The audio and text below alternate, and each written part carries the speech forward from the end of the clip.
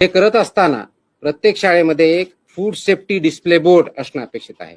आता food safety display बोर्डवरती काय तुमचा व्हेंडर कोण आहे, त्याचं लायसन्स काय आहे, कोणत्या प्रकारचं फूड तिथे दिलं जातं, त्याच्या काय व्हॅल्यूज आहेत हे लिहिणं अपेक्षित आहे. त्याचबरोबर फूड सेफ्टी सुपरवायझर हेही नॉमिनेट करायचं आहे. त्यांनी हे बघायचं आहे की हे फूड सेफ्टीचे नॉर्म त्या ठिकाणी पाळले जातात.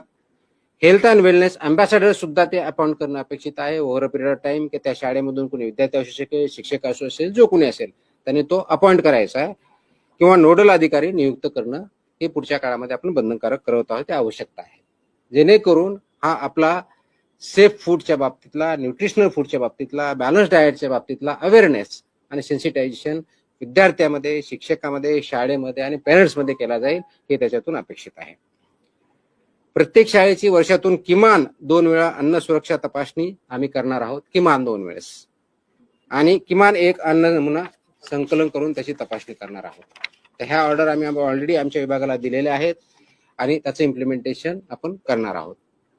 नियमभंग करणाऱ्या ज्या शाळा आहेत, कॅन्टीन आहेत, पुरवठादार आहेत किंवा विक्रेते असतील, त्यांच्या विरुद्ध ज्या प्रमाणात ऑफेन्स असेल सुधारणा नोटीस देण्यात येतील, परवानाबद्दलची कारवाई करण्यात येतील, सस्पेन्शनची करता येईल, फूड जे आहे त्याच्याबद्दल जप्ती कारवाई केली जाईल आणि आवश्यकता वाटले दंड किंवा प्रॉसिक्युशन सुद्धा करण्यात येईल.